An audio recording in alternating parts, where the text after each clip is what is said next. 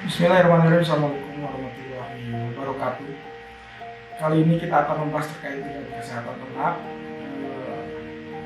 terlebih tentang penggunaan obat-obat hewan atau obat-obat pada ternak. Jadi kalau teman-teman tahu, sebelumnya saya punya video terkait dengan obat yang wajib tersedia di kandang, khususnya untuk obat ternak ruminansia. Jadi latar belakangnya kenapa saya membuat video itu, ya karena memang saya sekarang ini mengampu mata kuliah kesehatan ternak, gitu ya. Lalu saya membuat video tersebut di kandang teman saya. Namun ternyata setelah saya mengunggah, penontonnya yang mungkin sudah ribuan, ada komen seperti ini. Nah, saya menyadari hal itu, teman-teman, ya, karena memang penggunaan obat hewan ini nggak bisa sembarangan, ya. Penggunaan obat ternak ini nggak bisa sembarangan digunakan, ya. Jadi nggak semuanya obat ternak itu bebas digunakan oleh masyarakat umum. Jadi memang harus melalui dokter, ya.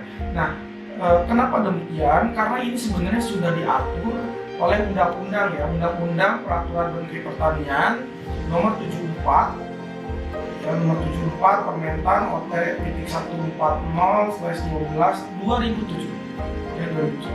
Oke, kita lihat ininya, dokumennya.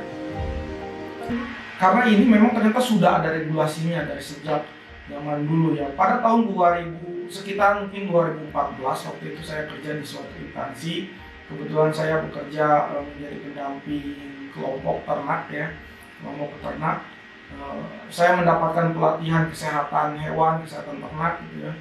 Fungsinya apa? Biar bisa mengobati ternak di kelompok yang saya dampingi atau saya bina, gitu. Lalu saya kunjungan waktu itu, sowan ke Dinas Pertanian, dan saya mendapatkan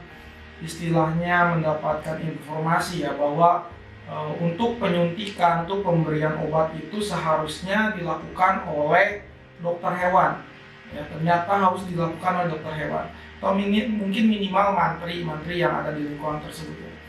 Tapi sebenarnya harusnya oleh dokter hewan, ya.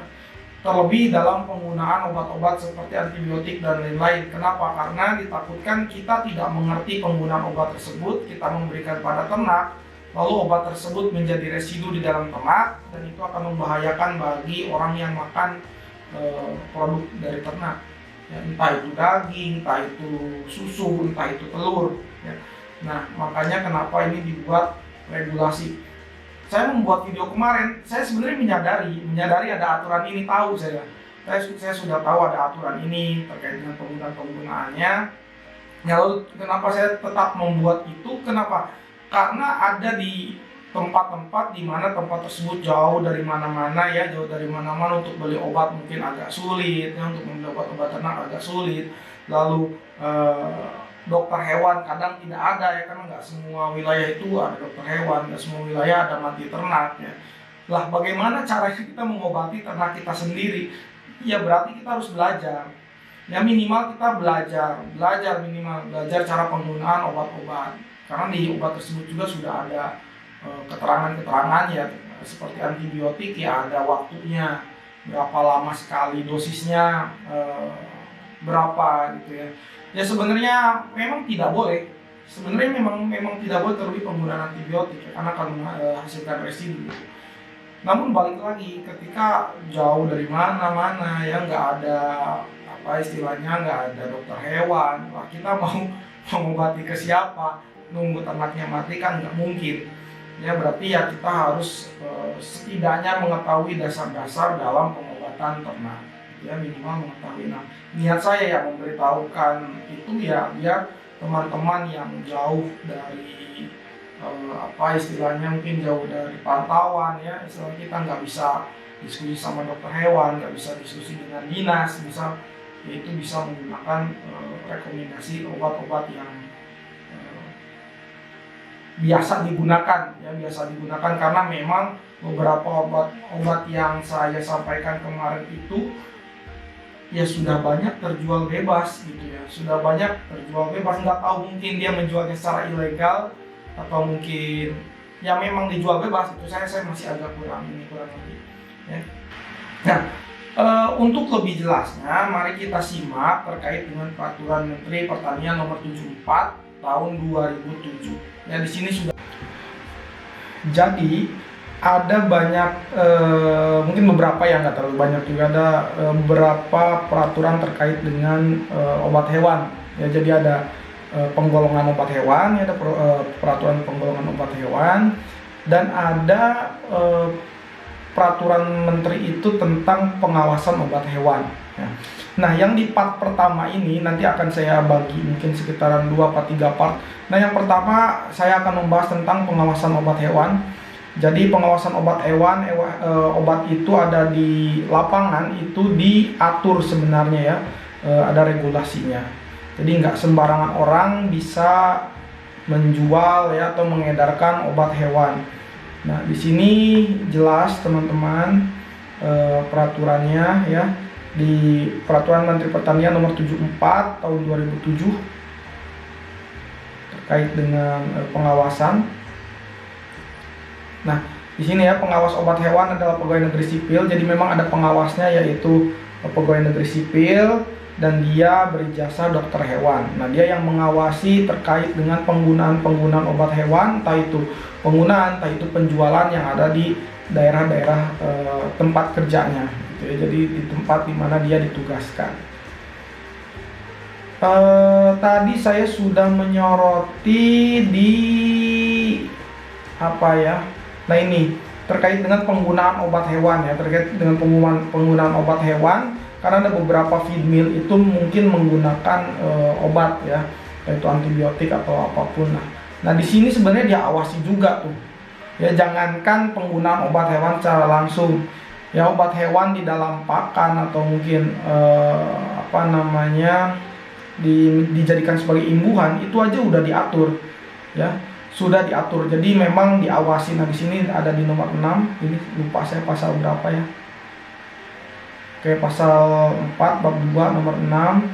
Jadi pengawasan obat hewan terhadap pemakai atau pencampur obat hewan dalam pakan ternak sebagaimana dimaksud pada ayat 1 terdiri atas bla bla bla bla. Ya, jadi dia harus mempunyai laboratorium pengujian mutu juga, mempunyai tempat penyimpanan, mempunyai tenaga dokter hewan yang bekerja tetap sebagai penanggung jawab.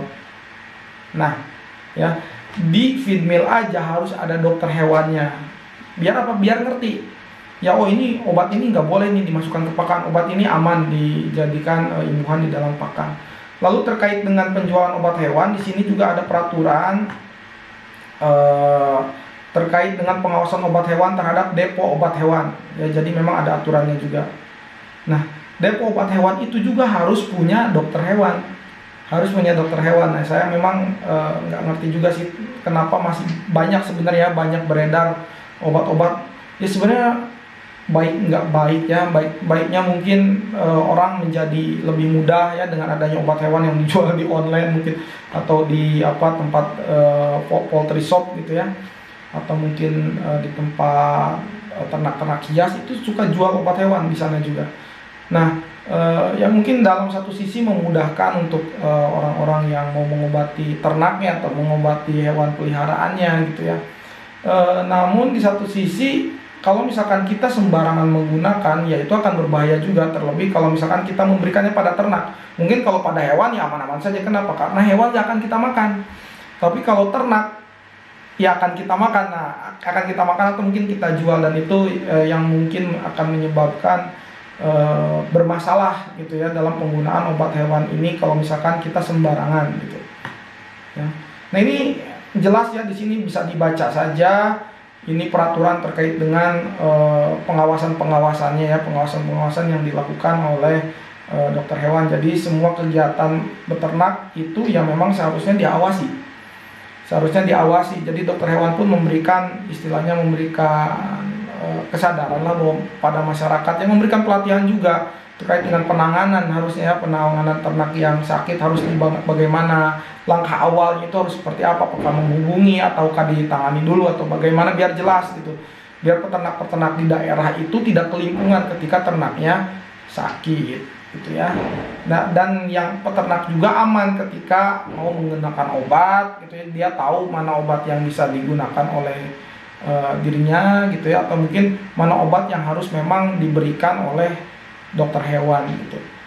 Oke, mungkin ini part satunya, kita lanjut nanti di part 2 terkait obat apa saja sih yang bisa kita berikan langsung pada ternak, dan obat apa saja yang kita tidak bisa berikan pada ternak ya.